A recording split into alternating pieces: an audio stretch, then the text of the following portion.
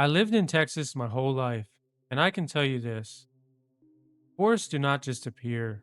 Not here, not in this heat, and definitely not in this soil. But the first time I saw it, the forest that wasn't supposed to exist, I was driving home from a late shift, half asleep, and running on gas station coffee.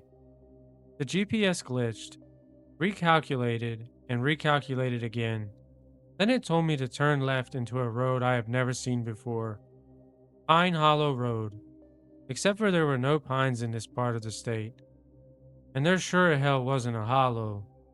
But the road was there, a narrow strip of cracked asphalt disappearing into a wall of trees that hadn't been there the day before. I slowed down. The trees were tall, too tall, black silhouettes against the moonlight, branches tangling like veins. I should have kept driving, but the road sign, it had my last name on it.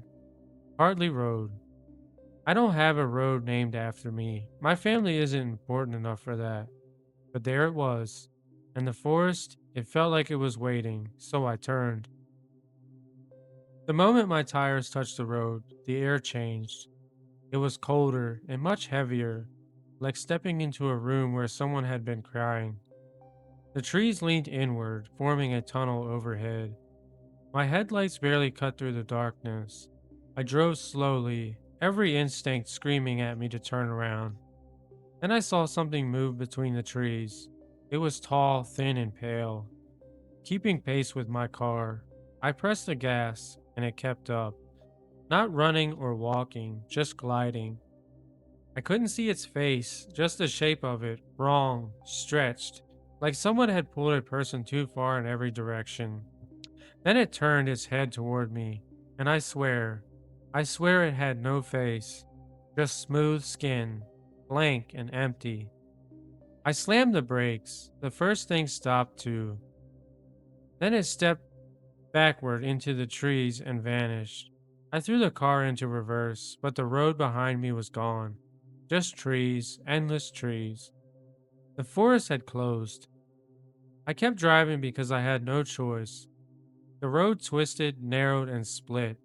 It merged like it was rearranging itself as I moved. My GPS spun in circles. No signal, no map. Then the radio turned on by itself. Static at first. Then a voice. My voice. You shouldn't have come here. I ripped the radio out of the dashboard. Didn't matter. The voice kept talking. I've been waiting for you. So I floored it. The trees blurred and the road buckled. The forest groaned a deep, ancient sound, like the earth itself was shifting. Then the road ended abruptly. A dead sign. I skidded to a half inch from a massive tree trunk, the biggest tree I had ever seen. Its bark was carved with symbols, spirals, eyes, hands, and faces. Faces that looked like they were screaming. I got out of the car. The forest was silent, too silent. Then I heard footsteps behind me. They were slow and deliberate. I turned, and there was nothing, but the footsteps continued.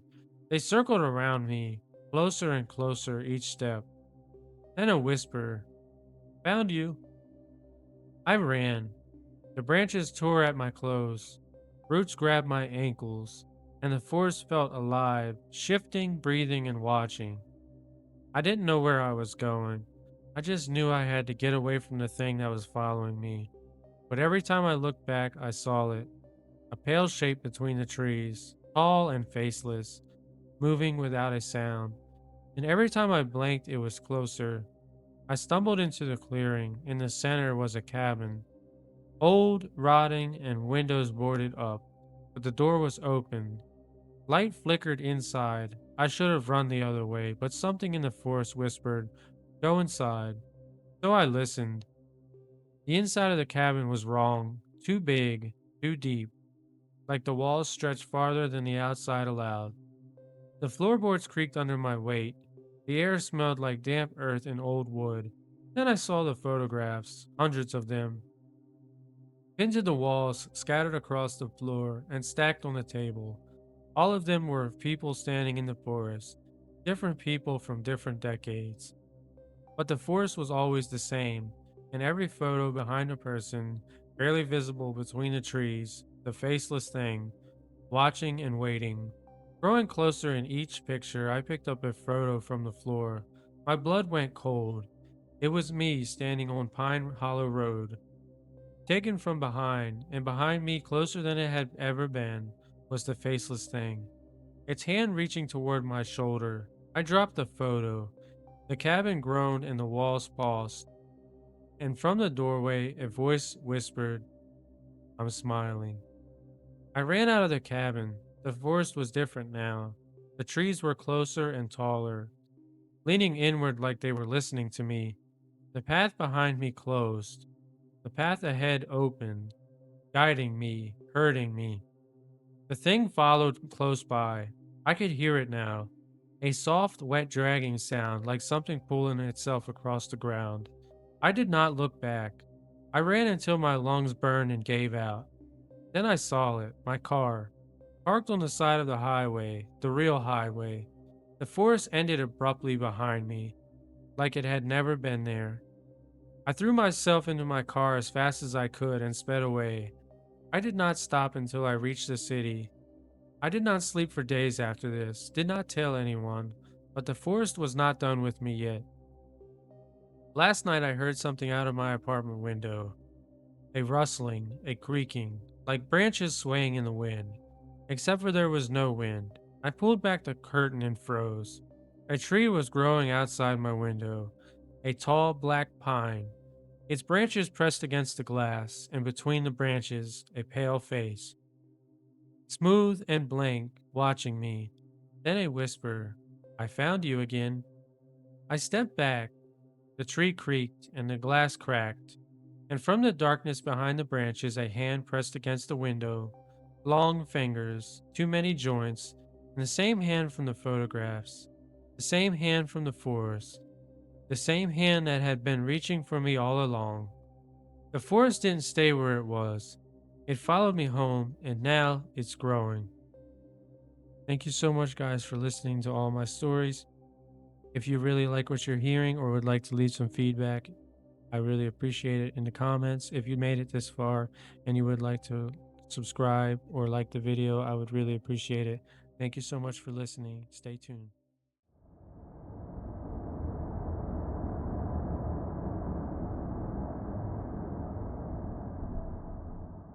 I moved to the city because I thought noise meant safety.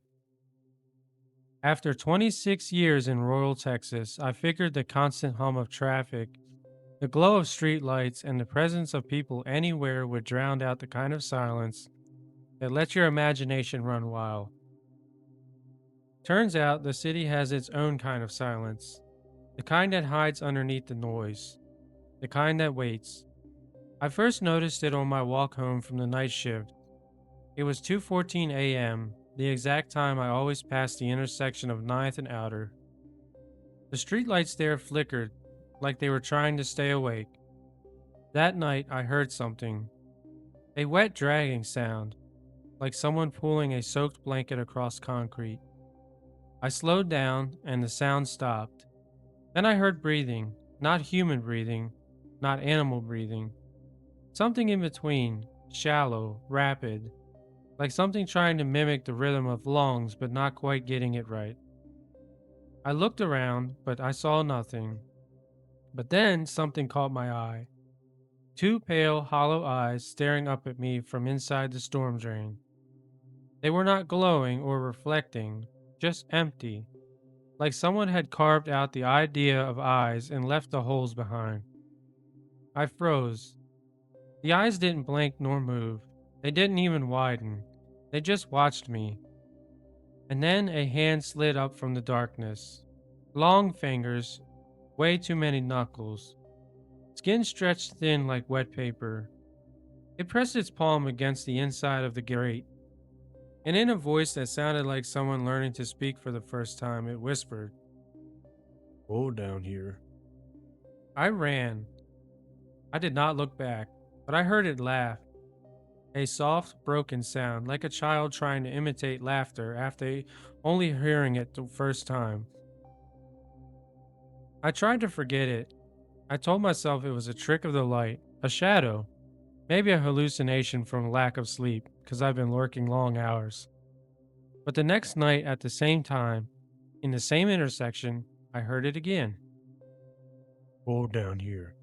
Except for this time, it wasn't whispering, it was right behind me. I spun around vigorously, but I saw nothing.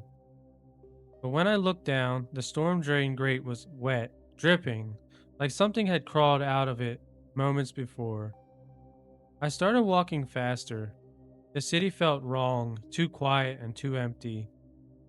Every alley looked darker than it should. Every shadow felt like it was leaning toward me.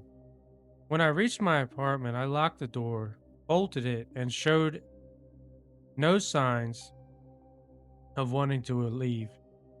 I didn't sleep because at 3:07 a.m., I heard tapping on my window. It was slow and deliberate.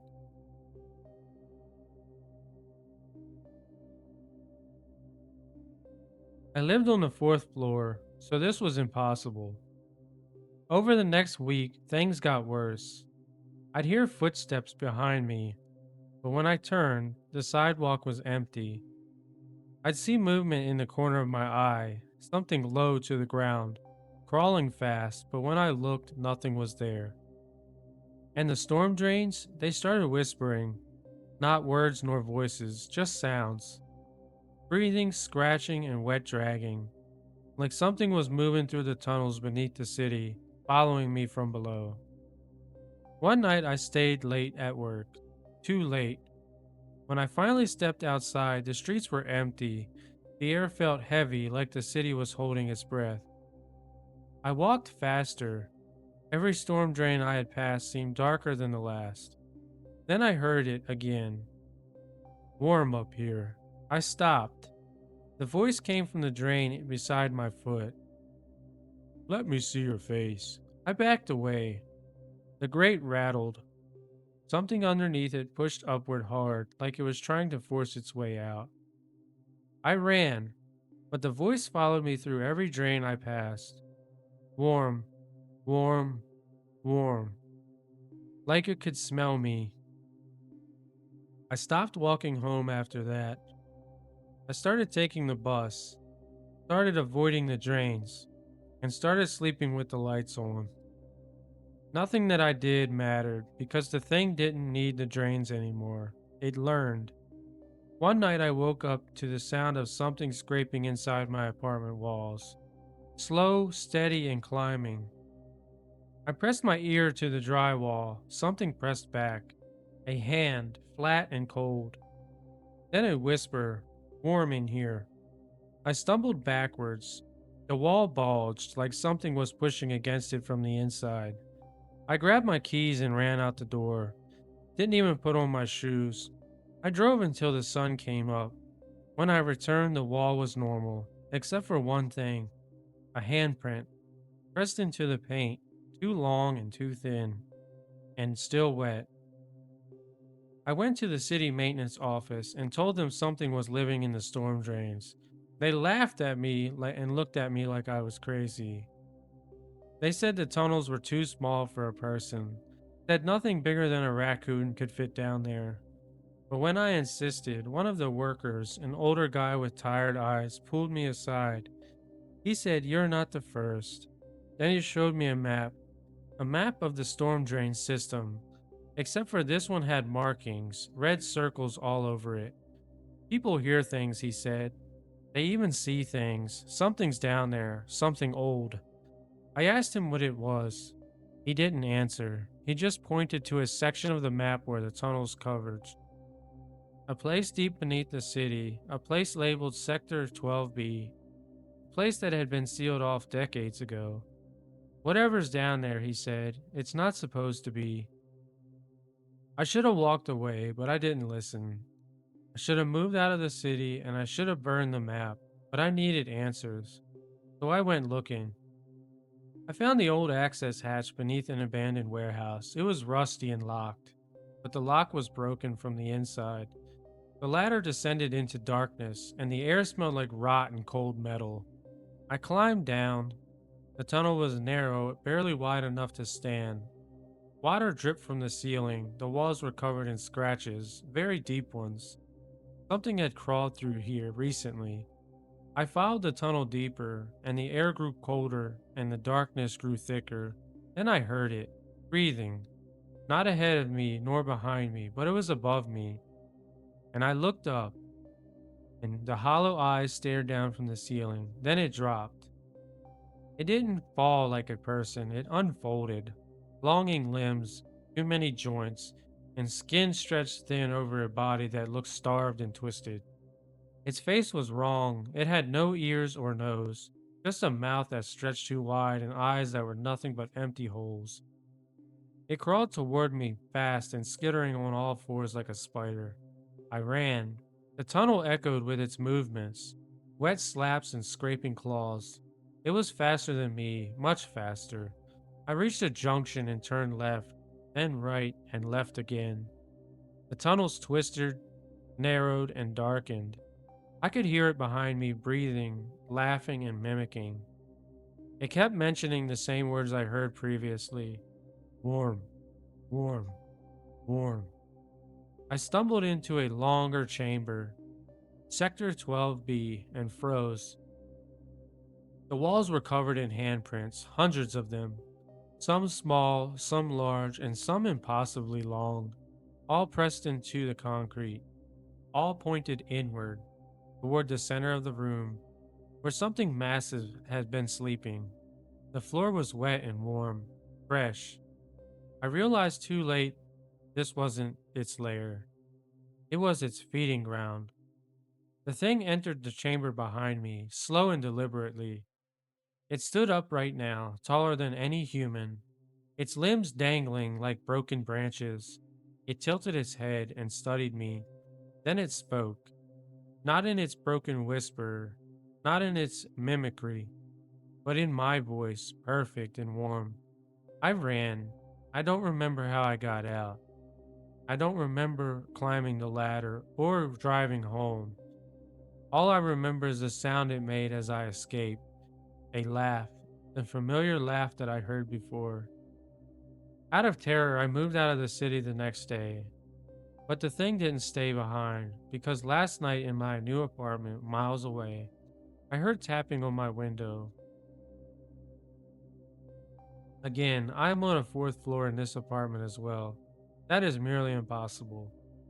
But in my voice, I heard, "Warm, let me in." I don't think it lives in the drains. I think it uses them, and I think it uses the whole city. And I think it's still learning and evolving, and it's still hungry. And unfortunately, now it knows where I live.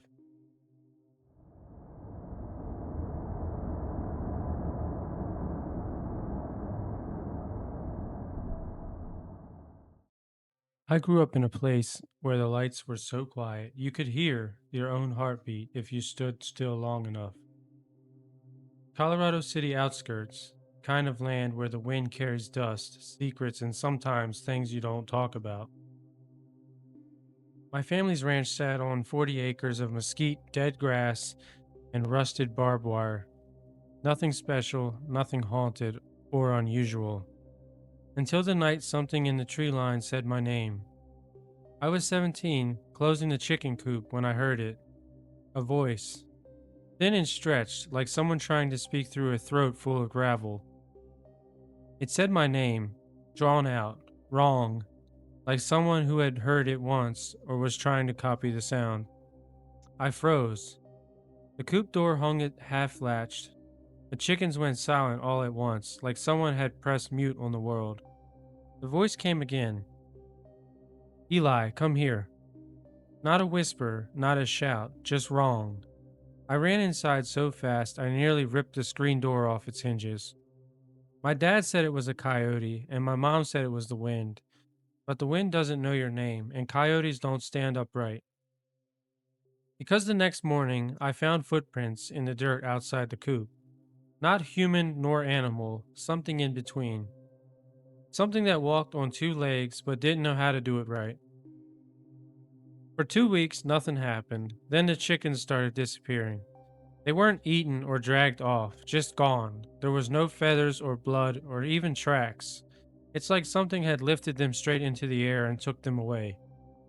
One night I stayed up late out of curiosity, watching the field through my bedroom window.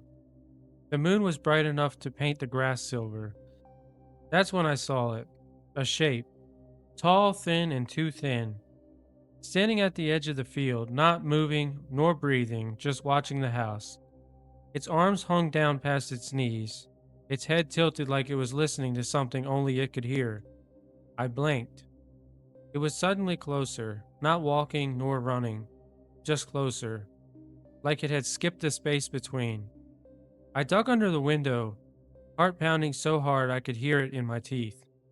And then, from the right, outside the wall beneath my window, Eli, soft, wet, and hungry. I didn't sleep that night. My dad set out traps, and my mom prayed.